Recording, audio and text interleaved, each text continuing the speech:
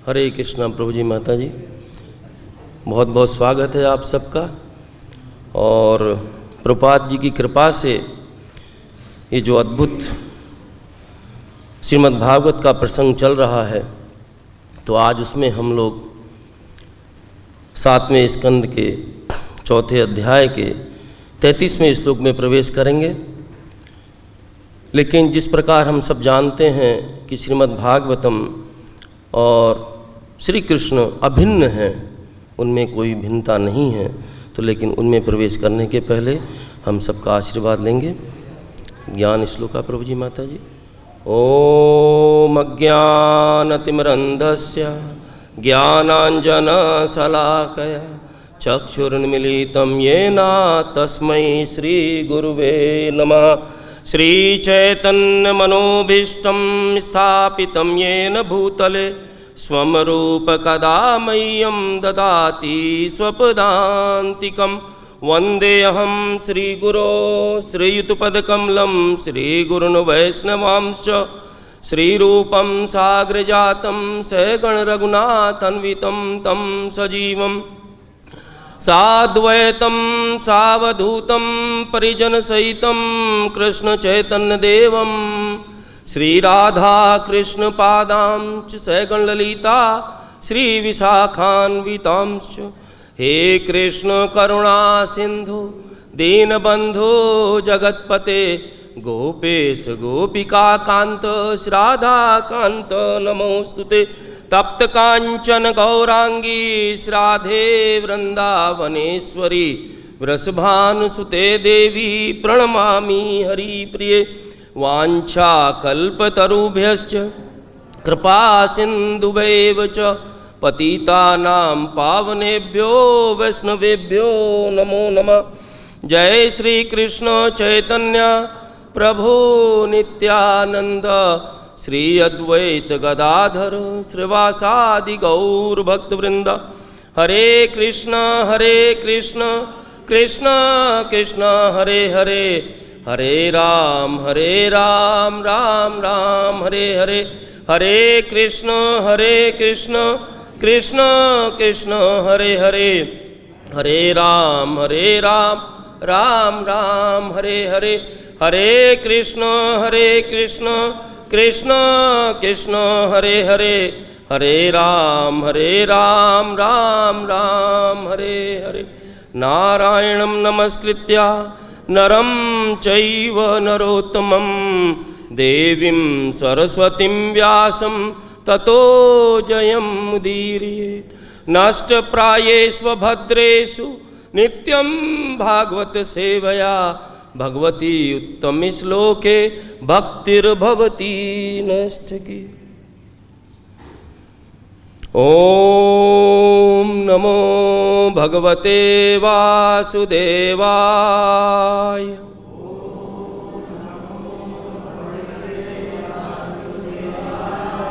ओम नमो भगवते वासुदेवाय।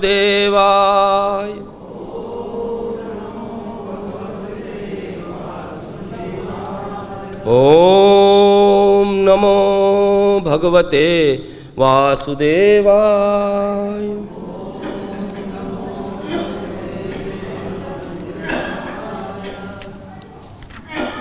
हरे कृष्णा प्रभु जी, माता जी। स्क्रीन पे क्लियर है प्रभु? सो हम लोग 7वें स्कंद के 4थे अध्याय से श्लोक संख्या 33 देखेंगे प्रभु जी, माता जी। नाद्विघ्न चित्तो व्यसनेषु निष्प्रहा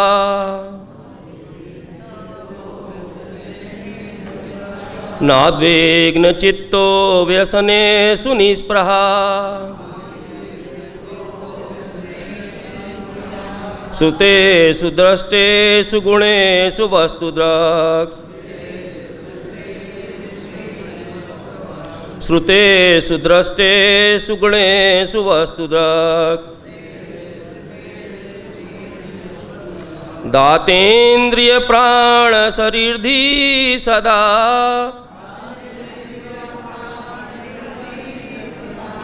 दातेन्द्रिय प्राण सती शरीरधि सदा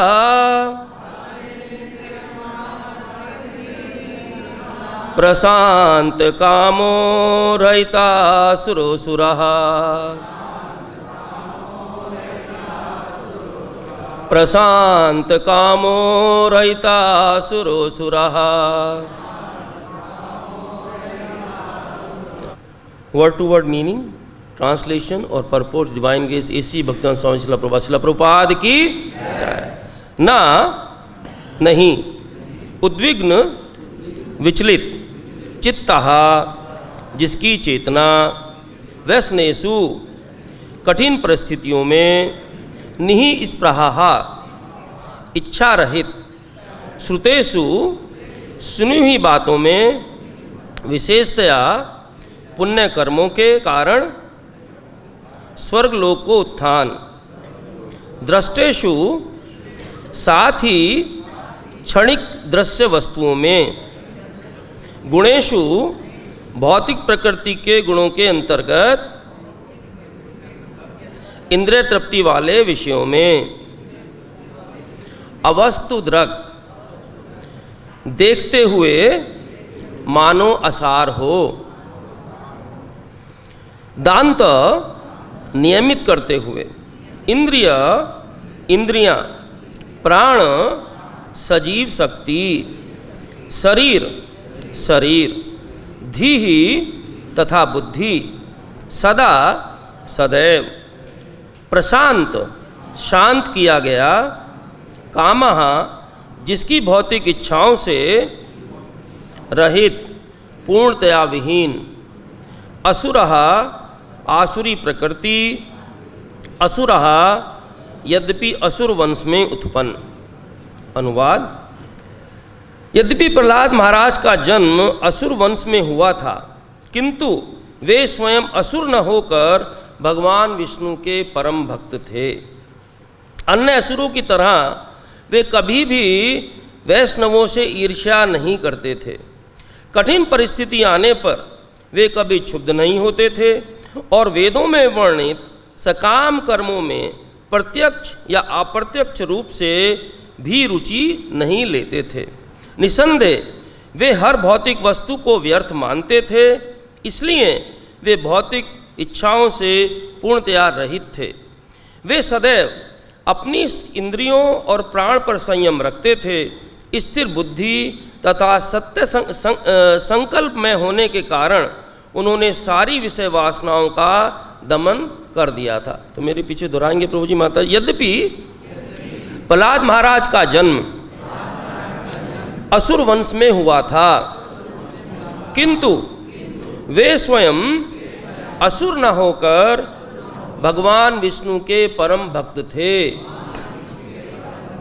अन्य असुरों की तरह वे कभी भी वैष्णवों से ईर्ष्या नहीं करते थे।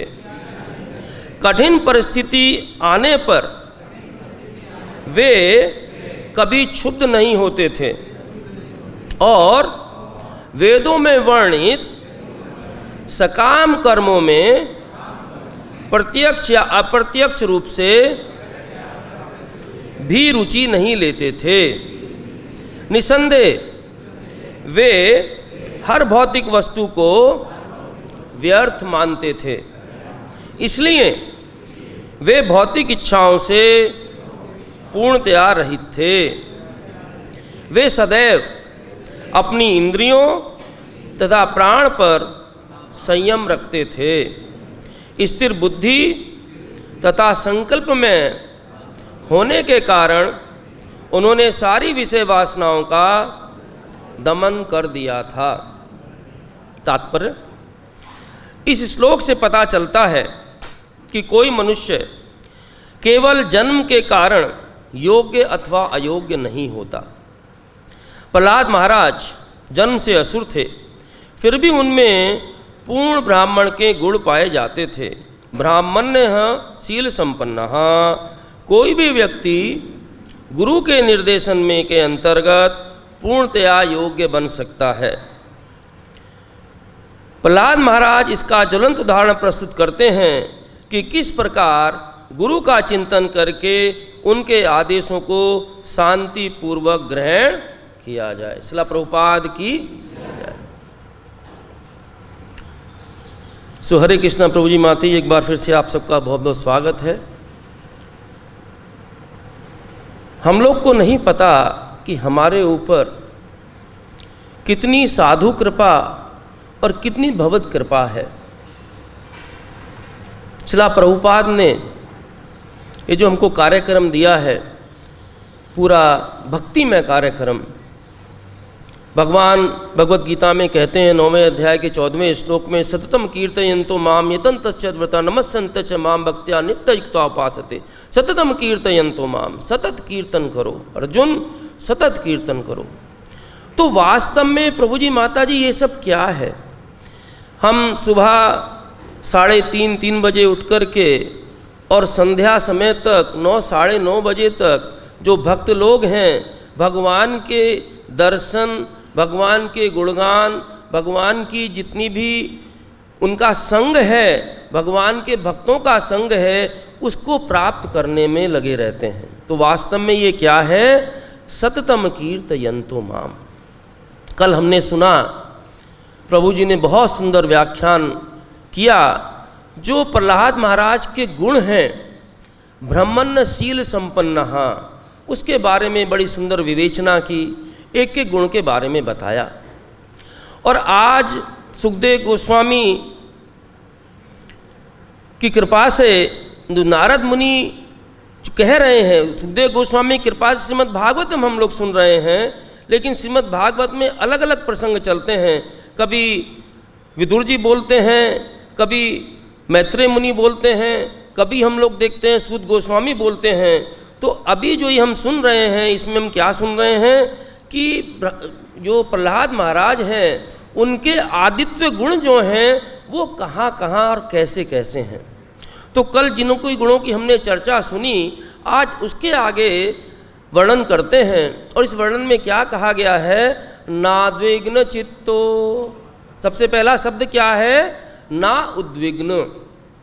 लेकिन अगर हम लोग ट्रांसलेशन देखेंगे तो श्रील प्रभुपाद ने किसकी व्याख्या सबसे पहले की है?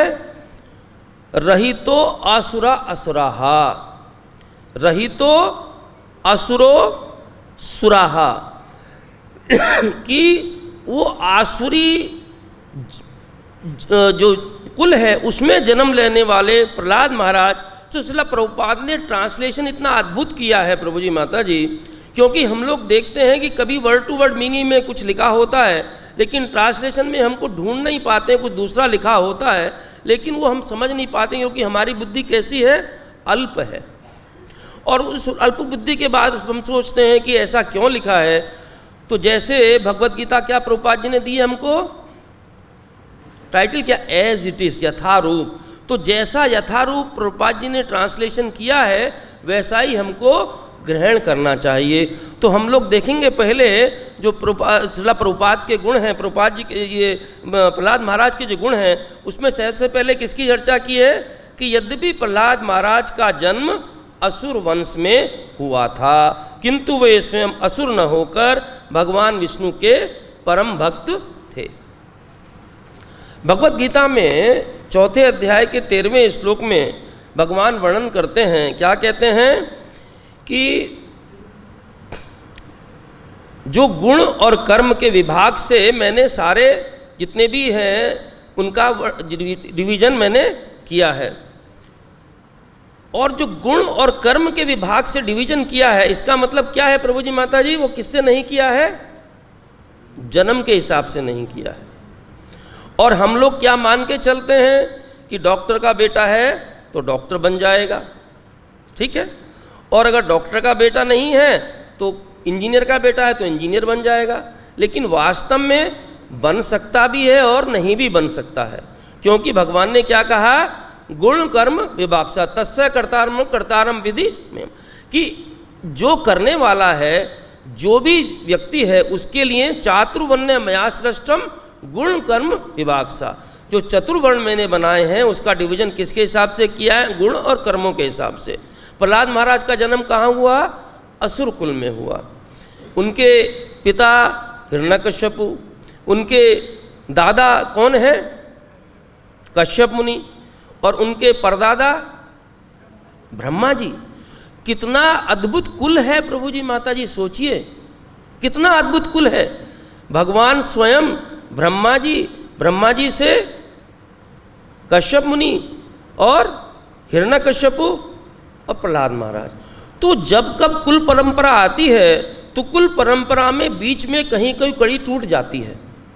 उस कड़ी को सिद्ध करने के लिए भगवान किसी ना किसी रूप में अपने भक्त को ऐसा जन्म दे करके भेजते हैं जो पूरे कुल का उद्धार कर देता है। श्रीमद् भागवतम में प्रभु जी माता जी हम लोग बड़ा सुंदर देखते हैं कि 5वें स्कंध में जब जम्बू द्वीप का वर्णन आता है तो जम्बू द्वीप के वर्णन में किम जो हनुमान जी प्रेयर्स करते हैं, बड़ा सुंदर श्लोक उन्होंने बोला है। 5वें स्कंद के 19वें अध्याय का 7वां श्लोक, ना जन्मनूनम मैं तो न सौभगम नामाक बुद्धि न कृतिस्तोष हेतु तैद्रस षष्टान पिनो वनोक्षास चकार सख्ये बद लक्ष्मण अग्रजः। लक्ष्मण के अग्रज कौन? भगवान राम।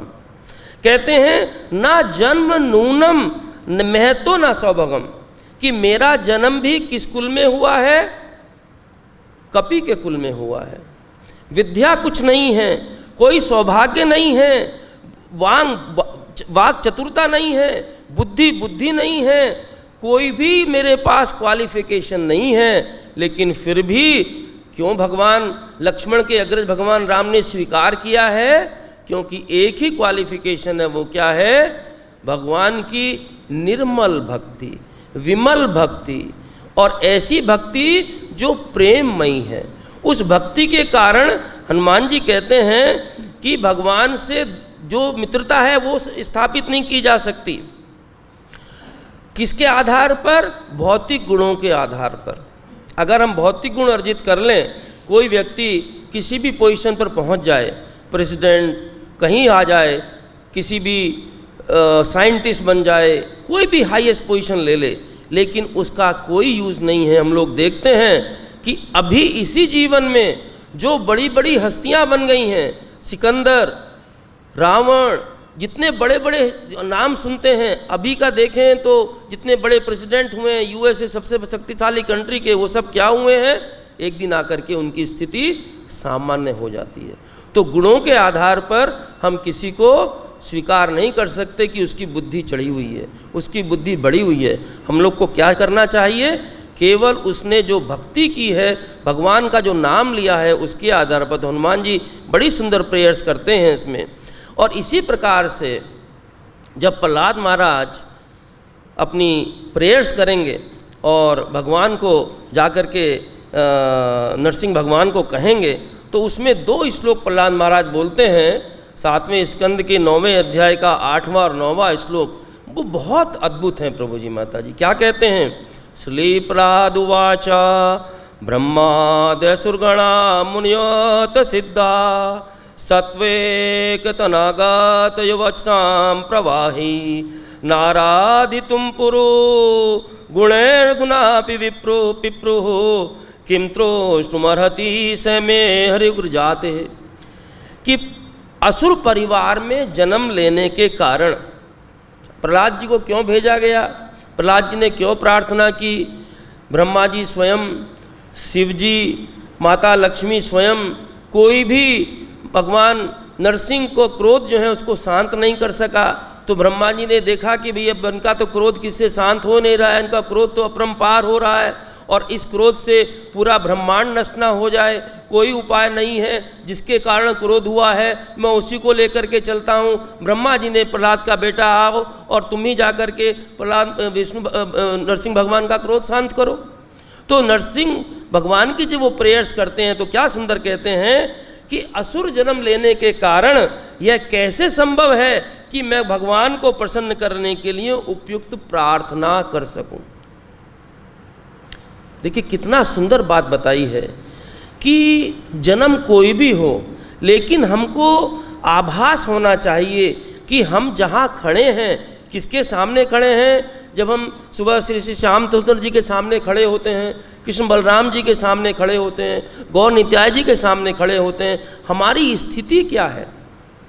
प्रहलाद महाराज हमको सिखाते हैं कि हमारी स्थिति बड़ी तुच्छ है, हम कुछ भी नहीं हैं, और हमको सौभाग्य मिला है उनके दर्शन करने का। तो प्रहलाद महाराज कहते हैं कि यह कैसे संभव है कि मैं आपको प्रसन्न कर सकूं। आगे कहते हैं प्रार्थना भी कर सकूं। आज तक ब्रह्मा आदि सारे देवता, समस्त मुनिगण उत्तोत्तम वाणी से भगवान को प्रसन्न नहीं कर पाए। ब्रह्मा जी स्वयं भगवान को कहते हैं, उन्होंने इतने सुंदर सुंदर श्लोक बोले हैं और उत्तोत्तम वाणी से प्रसन्नता, उनको प्रसन्न करने की प्रयास किया है। क्योंकि पिछले अध्याय में हम लोग देखते हैं ब्रह्मोवाचा, इंद्रोवाचा, इतने सारे उवाच, सारे सब सिद्ध महत्मी सब लोग आगे चले गए, लेकिन भगवान नरसिंह प्रसन्न नहीं हुए। तो कहते हैं वो प्रसन्न नहीं कर पाए तो मैं कैसे प्रसन्न क्यों। क्यों? उनको आभास है अपनी वस्तु स्थिति का, यथार्थ का, कि मैं असुर कुल में उत्पन्न हुआ हूँ। फिर कहते हैं यद्यपि वे सारे सतोगुणी व्यक्ति परम योग्य थे, तो फिर मेरे विषय में क्या कहा जाए, मैं तो बिल्कुल ही अयोग्य हूँ। अगले श्लोक में बड़ा सुंदर बताते हैं प्रहलाद महाराज, मन्ने धनाभि जन रूप तपासुषोजस तेजा प्रभाबल पौरुष बुद्धि योगा नाराधनाया ही भवन्ति परम से पुंसो भक्त्या तुतोषा भगवान यजदूत पाया। बड़ा सुंदर प्रहलाद महाराज ने बताया, हमारे लिए सीखने योग्य है।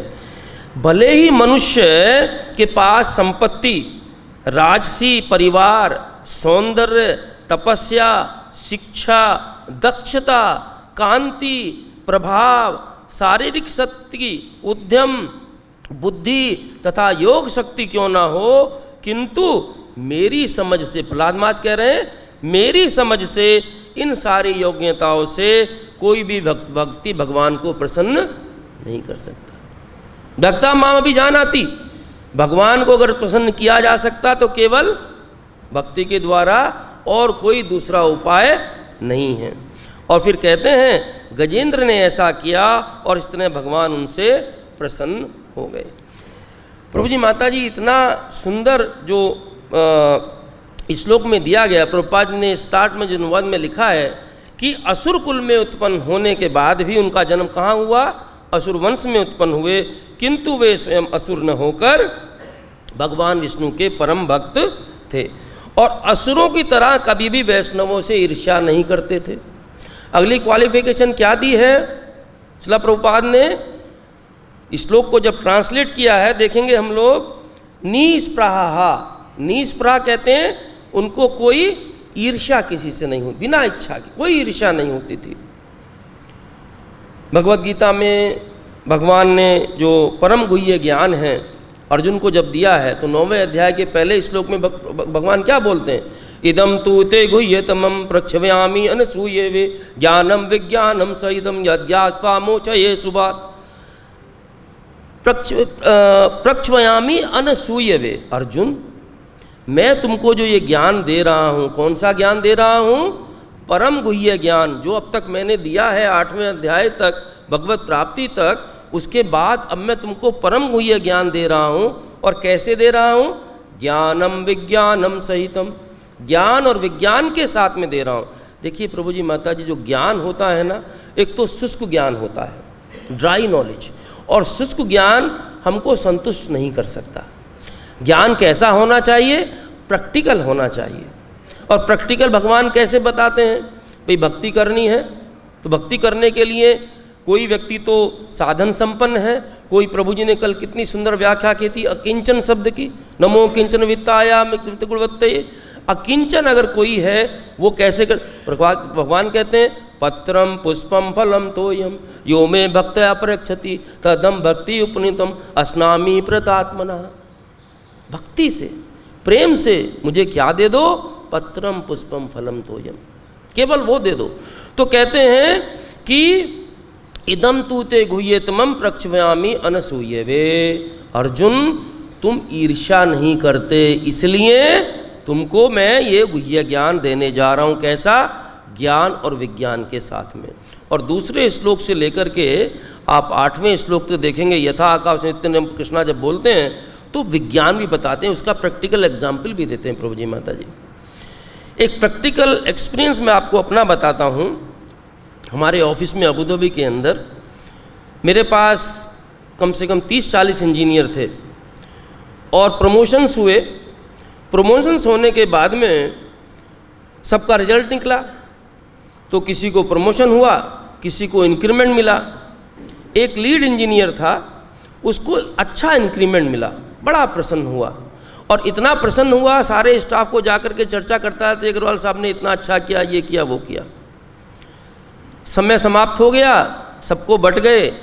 2 हफ्ते के बाद में एक दूसरा लीड इंजीनियर छुट्टी से वापस आया, और वो छुट्टी से वापस आया तो उसका पेपर उसको दिया गया, उसको प्रमोशन हुआ था।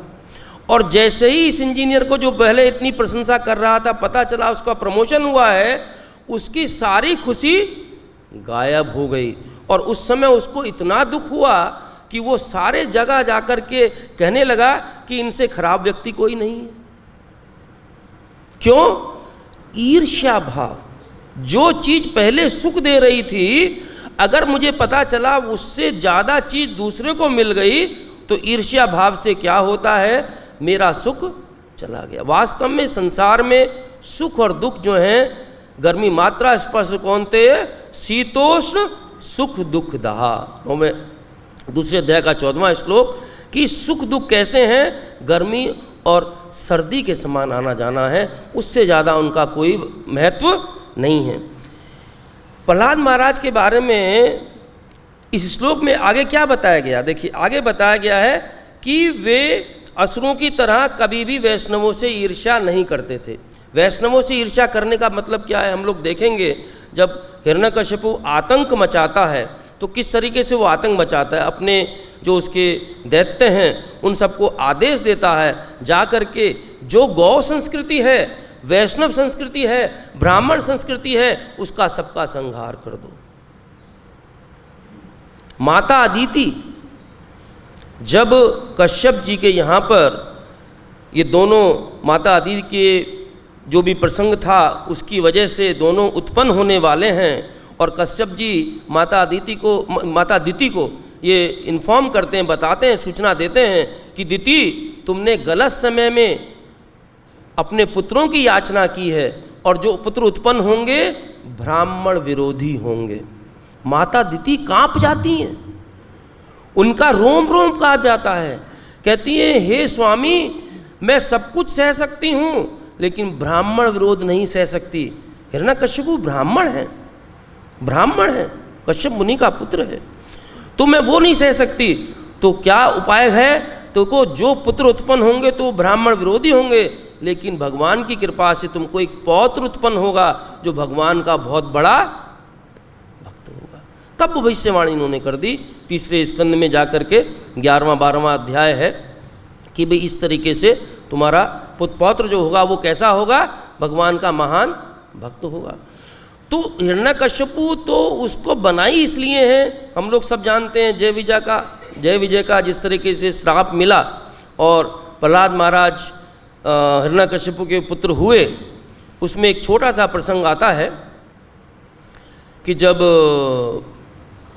सनत कुमारों ने श्राप दे दिया, और श्राप देने के बाद में शोर हुआ, और भगवान विष्णु माता लक्ष्मी को लेकर, अपने बाकी पार्षदों को लेकर, अपने सब गणों को लेकर के बाहर आते हैं। वैकुंठ के 7वें गेट के अंदर तो भगवान विष्णु हैं, बाहर कौन है? जय विजय और सनत कुमार। तो कहते हैं ये सब मेरी इच्छा से हुआ है। तो कुछ चर्चा करते हैं, कुछ लोग बताते हैं इसके बारे में कि एक समय की बात है, भगवान योग निद्रा में चले गए। योग निद्रा में जाने के बाद में उन्होंने जय विजय को आदेश दिया किसी को भी अंदर ना आने दिया जाए।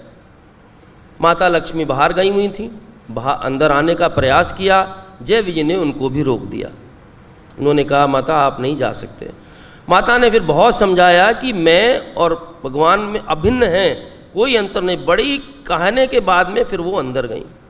जब अंदर गईं देखा तो भगवान शेष सैया पर लेटे हुए हैं और योग निद्रा में हैं। उनके श्री चरण कल को अपनी गोद में लेकर के उनको बड़े प्रेम से सहलाने लगीं। जब वो सहला रही हैं तो भगवान कहते हैं लक्ष्मी धीरे धीरे धीरे धीरे धीरे धीरे। उनके चरण कमल इतने सुकोमल हैं, माता लक्ष्मी की हथेली इतनी सुकोमल है, उससे सहलाने से भी उनको लग रहा है और धीरे करो और धीरे करो। माता लक्ष्मी सोचती हैं ये विष्णु इतने बड़े बड़े, इनके जो जय विजय हैं इतने ताकतवर हैं, और इनके जो ये कैसे अपना बल कैसे दिखा, कैसे बलवान हैं। भगवान तो अंतर्यामी है, समझ गए, निश्चय किया मेरी भी इच्छा थी कि मेरे से भी कोई युद्ध करने वाला हो, और लक्ष्मी की भी इच्छा है, ये भी देखना चाहती हैं। तो प्रबंध किया श्राप दिलाने का सनत कुमारों से, और प्रबंध हो गया। जब सनत कुमारों ने देखा कि भाई जय विजय बड़े सहर्ष, बड़ी प्रसन्नता के साथ में 2 ऑप्शन दिए उनको, जय विजय को। क्या ऑप्शन दिए? या तो 7 जन्मों के लिए भक्त बन जाओ, या 3 जन्म के लिए शत्रु बन जाओ, चॉइस तुम्हारी है। बोले भगवान से दूर रहना बड़ा कष्टकर कार्य है, 7 जन्म बहुत लंबे होंगे, 3 जन्म हमारे लिए योग्य हैं, हम शत्रु बनकर जाने को तैयार हैं। तो सनकादिक मुनि सोचते हैं, एक भागवत में बड़ा सुंदर लिखा है प्रभु जी माता जी, एक श्लोक आता है वहाँ पर। भगवान जब सनकादिक से चर्चा करते हैं तो कहते हैं ये मेरे पार्षद, ये मेरे पार्षद, ये मेरे पार्षद, बार बार कहते हैं मेरे पार्षद। सनकादिक मुनि सोचते हैं, भागवत में लिखा है कि इन्होंने जय विजय को तो मेरा अपना कहा, हमको अभी तक अपना नहीं कहा। कहते हैं हमको अपना कैसे कहेंगे भगवान? तो जय विजय का जब निश्चित हो जाता है कि जाएंगे, तो कहते हैं हे प्रभु हम क्या करेंगे, इन तीनों का आपको उद्धार करना है, तो 1 जन्म में तो हम उसका हेतु बनेंगे। तो सनत कुमार प्रहलाद महाराज के रूप में उन्होंने अवतार लिया है, हम हेतु बनेंगे। दूसरे जन्म में माता लक्ष्मी कहती हैं कि मैंने शंका की थी, भगवान के चरण कमल सहलाते हुए मैंने शंका की थी, दूसरा उद्धार मैं हेतु बनूंगी, माता सीता का अपहरण होता है। और तीसरे में भगवान कहते हैं ये लीला तो मैंने ही रची है, और तो कोई रचने वाला है नहीं, तीसरे में मैं उसका हेतु बनूंगा। शिशुपाल अदंत में भगवान उसका हेतु बनते हैं। तो देखिए प्रहलाद महाराज कहाँ से आए हैं? सनत कुमारों से। तो भक्ति के जितने गुण सनत कुमार के अंदर हैं, उससे भी बड़े चढ़े गुण प्रहलाद महाराज में यहाँ पर हमको बताए गए हैं। तो क्या कहा गया यहाँ पर? आगे कहते हैं कठिन परिस्थिति आने पर वे कभी क्षुब्ध नहीं होते थे, कभी भी क्षुब्ध नहीं होते थे पर भगवान जो है। कल हमने देखा एक बार जब हिरण्यकश्यपु कष्ट दे रहा है प्रहलाद महाराज को, तो उसने एक बड़ा लोहे का खंभा पूरा अग्नि से तपा करके लाल कर दिया, और लाल करने के बाद में आज्ञा दी कि इसको इससे बांध दो। जो भक्त होता है ना, भक्त हर परिस्थिति में, कोई भी कठिन परिस्थिति आए कभी क्षुब्ध नहीं होता है। बड़े शांत भाव से भगवान का नाम लेते लेते प्रहलाद महाराज ने उसके ऊपर दृष्टि डाली। भगवान की कृपा से क्या देखते हैं, एक छोटी सी चींटी उस खंबे के ऊपर चढ़ रही है, इतना अटल विश्वास बढ़ गया उनका, तुरंत जाकर के खुद उस लोहे के खंबे से जाकर के लिपट गए। किसी परिस्थिति में भक्त विचलित नहीं होता है। हम अपने जीवन में देखते हैं, श्रील प्रभुपाद जब वृंदावन धाम छोड़ करके और जलदूत में अमेरिका पहुंचते हैं, बोस्टन में, और किस प्रकार से उन परिस्थितियों में, आप पढ़िए, उन परिस्थितियों में भगवान का जो ये इतना सुंदर जो हमको एक संगठन दिया है, संस्था दी है, कैसे खड़ा किया उन्होंने, कितनी कठिन परिस्थितियों में कभी विचलित नहीं हुए। भक्त कभी विचलित नहीं होता प्रभु जी माता जी। हम लोग देखते हैं अम्बरीश महाराज के जीवन में, अम्बरीश महाराज कभी विचलित नहीं हुए, और किस तरीके की परिस्थिति उनके सामने आई कि सामने कत्या आ गई, और जो है जो उनका कोई दोष भी नहीं था, उसके बाद भी दुर्वासा मुनि ने अहित करने की इच्छा की। और 1 साल घूमने के बाद भी क्या किया उन्होंने? 1 साल तक अम्बरीश महाराज स्वयं व्रत करते रहे। जब अम्बरीश मुनि दुर्वासा मुनि वापस आते हैं तब उनके सुदर्शन चक्र को शांत करके हाथ जोड़ के कहते हैं कि मुझे क्षमा करना। वो क्षमा मांगनी है उनको, लेकिन कहते हैं मुझे क्षमा करना। भक्त का जीवन प्रभु जी माता जी ऐसा होता है। भगवान भगवत गीता के 2 अध्याय के 56वें श्लोक में बड़ा सुंदर बताते हैं। क्या कहते हैं? दुखेषु उद्विग्नमनाः सुखेषु विगत स्पृहाः वीतराग भय क्रोधा स्थिर धीर मुनिरुच्यते। एक क्वालिटी बताई गई है इसमें कि प्रहलाद महाराज कैसे हैं? स्थिर बुद्धि हैं। लेकिन स्थिर बुद्धि हमारे पास कब आती है? स्थिर बुद्धि तभी आ सकती है हमारे पास जब दुखेषु उद्विग्न मनाः। कृष्णा कहते हैं अर्जुन, दुख में विचलित नहीं होना, सुखेषु विगत स्पृहा, और सुख को अपने मन से मत लगाना। जब ऐसा करोगे तो वीत राग भय क्रोधा, जो ये क्रोध है, आसक्ति है, अपने आप ही चली जाएगी। कितना सुंदर हमको बताया गया है। हमारी उद्विग्नता क्यों आती है प्रभु जी माता हमारे अंदर, हमारे शरीर के अंदर, हमारे मन के अंदर क्षोभ, उद्विग्नता क्यों आती है? हमारी इच्छाओं की पूर्ति नहीं होने से। और इच्छाएं किस प्रकार से होती हैं? हमारी इच्छाएं कैसी हैं? अनगिनत हैं। प्रभुपाद जी ने क्या लिखा है ट्रांसलेशन में? प्रहलाद महाराज कैसे रहित थे इच्छाओं से? कौन सी इच्छाओं से रहित थे? भौतिक इच्छाओं से रहित थे। अगर कोई कहे कि भाई इच्छा शून्य हो जाओ, प्रभुपाद जी ने परपोर्ट में लिखा है कई जगह, वो संभव नहीं है। इच्छाएं तो होंगी, लेकिन हमको इच्छाओं को क्या करना है? कृष्णाइज करना है, उनको कृष्ण में बनाना है। जो भी इच्छाएं हमारी हैं उनको कृष्ण से जोड़ देना है, तो इच्छाएं कैसी हो जाएंगी? कृष्णमय हो जाएंगी। और जब इच्छाएं कृष्णमय हो जाएंगी तो भौतिक इच्छाओं से रहित भक्त हो जाता है। तो इसमें जैसे कहा गया है कि 2 अध्याय के 70वें श्लोक में आपूर्णमाणम अचल प्रतिष्ठम समुद्रमापा प्रविशन्ति यद्वत् तद्वत् कामा यम प्रविशन्ति सर्वे स शांति माप्नोति न काम कामी। शांति माप्नोति, अगर कोई भक्त, अगर कोई जीव किस प्रकार से व्यवहार करता है, जिस प्रकार से समुद्र के अंदर हजारों लाखों नदियां आकर के गिरती हैं, समुद्र कैसा रहता है? धीर गंभीर रहता है। उसी प्रकार से इच्छाओं का काम है आना, और धीर पुरुष का काम है उनको आने के बाद में विचलित नहीं होना। इतना सुंदर आगे लिखा गया है कि प्रहलाद महाराज ऐसा क्यों कर पाते थे। देखिए, आपको लिंक लेना पड़ेगा प्रभु जी माता जी। सबसे पहले बता दिया, कुल की चर्चा कर दी प्रभुपाद जी ने। कुल की चर्चा के बाद में प्रभुपाद जी ने बता दिया कि वे ईर्ष्या नहीं करते थे। क्यों? असुर कुल में होने के बाद में भक्त का पहला स्वभाव क्या बताया? ईर्ष्या नहीं करना। उसके बाद क्या बताया कि कोई भी परिस्थिति आए उसमें क्षुब्ध, विचलित, उद्विग्न हमको नहीं होना। आगे बताते हैं कि वेदों में वर्णित कर्मों में प्रत्यक्ष या अप्रत्यक्ष रूप से रुचि नहीं लेते थे। अब वेद तो वेद हैं, वेदों के रचयिता कौन हैं? स्वयं भगवान ब्रह्मा जी को वेद दिए, और जब चारों वेद हैं, वेदों के रचयिता भगवान हैं, इसका मतलब क्या है कि वेद भगवान से अभिन्न तो नहीं है ना, उनके श्रीमुख से निकले, अभिन्न नहीं है। लेकिन वेदों में जो वाणी है, जिस प्रकार से हम लोग देखते हैं कि जब नारद मुनि जाते हैं, कहाँ जाते हैं? शिला व्यास देव के पास में, और व्यास देव जी सरस्वती के किनारे अपने आश्रम में बैठे हुए हैं। उनका चित्त बड़ा उद्विग्न है, सोच रहे हैं मैंने यम का पालन का, नियम का पालन किया, व्रत तप सबका पालन किया है, लेकिन मेरे चित्त में अभी भी क्षुब्धता है, क्षोभता है। इसका क्या कारण है? गुरुदेव आते हैं, नारद मुनि कहते हैं व्यास तुमने जो वर्णन किया है, वेदों में वर्णित कर्म कांड को प्रधानता दी है। तो वही चीज़ यहाँ पर बताई गई है शिला प्रभुपाद के द्वारा। और जो इस श्लोक में कहा गया है, क्या कहा गया है कि प्रहलाद महाराज वेदों में वर्णित उसको जो है प्रधानता नहीं दे देते।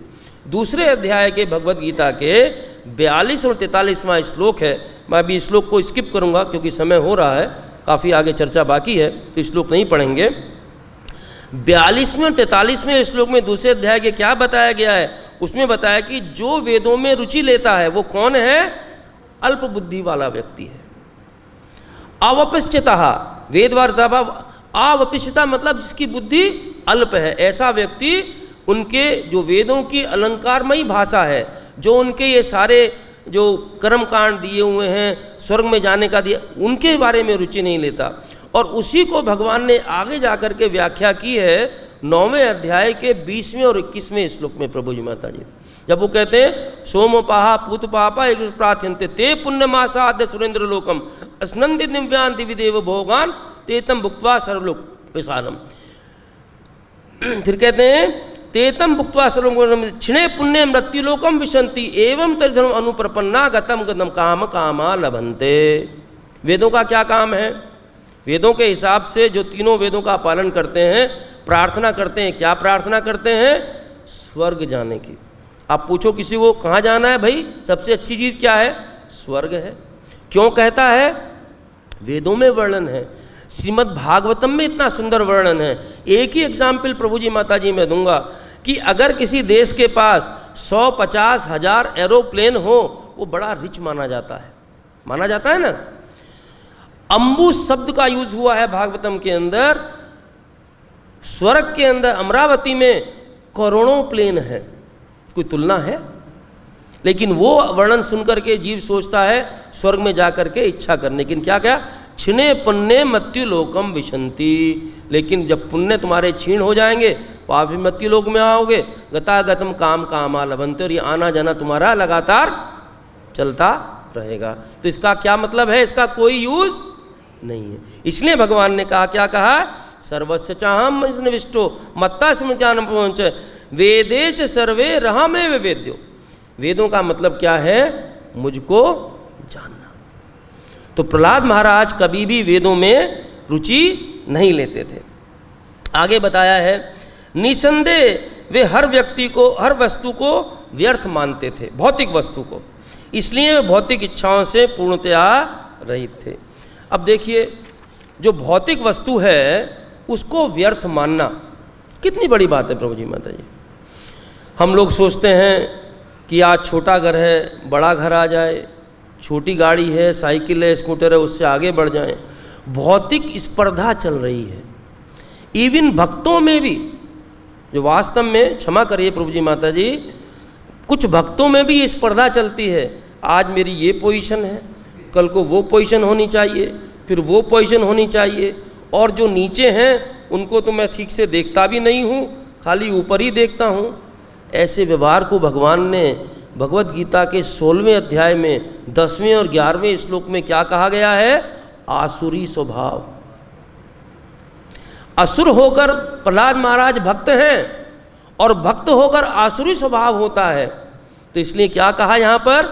ये कहा कि वे भौतिक इच्छाओं को, भौतिक वस्तुओं को व्यर्थ मानते थे, और वास्तव में व्यर्थ है।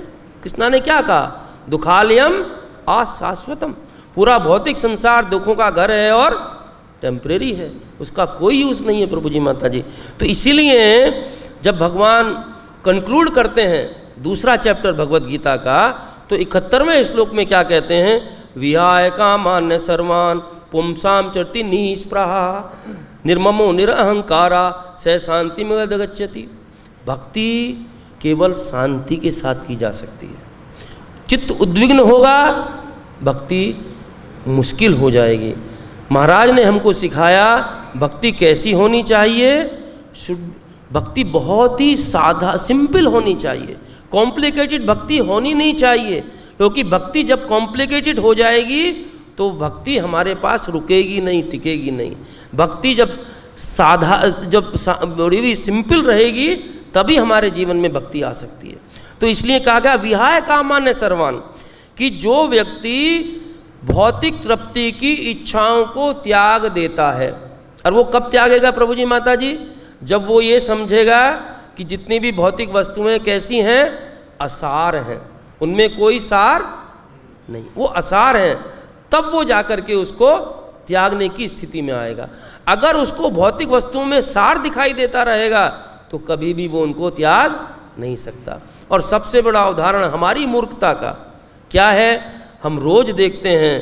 प्रहलाद युधिष्ठिर महाराज का बड़ा अच्छा प्रश्न हुआ, उन्होंने बड़ा सुंदर उत्तर दिया कि हर व्यक्ति देखता है पिताजी चले गए, माताजी चली गई, दादाजी चले गए, मित्र चले गए, सगे संबंधी चले गए, मैं यहीं रहूँगा।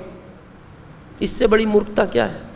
जाना सबको है, और कैसे गए ये बताइए?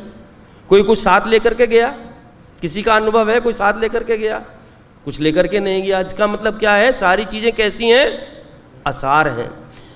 और ये बार बार हमको बताया जाता है। जब हम जाते हैं शमशान लेकर के किसी को क्रिया करने के लिए, तो क्या कहते हैं? राम नाम सत्य है, राम नाम सत्य, ये कहते जाते हैं ना प्रभु जी माता जी। और जब वहाँ पहुँचे और बाहर निकले तो क्या होता है? वो राम नाम सत्य तो वहीं छूट जाता है, उसके बाद संसार सत्य है शुरू हो जाता है। लेकिन वास्तव में सत्य यही है। तो इसलिए प्रहलाद महाराज कैसे थे? भौतिक इच्छाओं से रहित थे। क्यों? क्योंकि किसी भी भौतिक वस्तु को अपना वो मानते नहीं थे। फिर क्या कहा गया? स्थिर बुद्धि तथा संकल्प में होने के कारण उन्होंने सारी विषय वासनाओं का दमन कर दिया था। प्रहलाद महाराज जब हिरण्यकश्यपु को बुलाता है, वो उनकी गोद में बैठा करके पूछता है तुमने क्या सीखा? एक बड़ा सुंदर श्लोक बोलते हैं। 7वें स्कंद के 5वें अध्याय का 30वां श्लोक है। श्री प्रहलाद उवाच मतेन कृष्णे परता स्वतो वा मिथो विपद्येत ग्रहाव्रतानाम अनांत गोभीर्विस्ताम तमिश्रम पुनः चर्वित चर्वणानाम। वो क्या चर्चा करते हैं कि जितनी भी इंद्रिय सुख है वो किसके समान है? पुनश्चर्वित चर्वणानाम। जो चूसा हुआ है उसको वापस चूसना।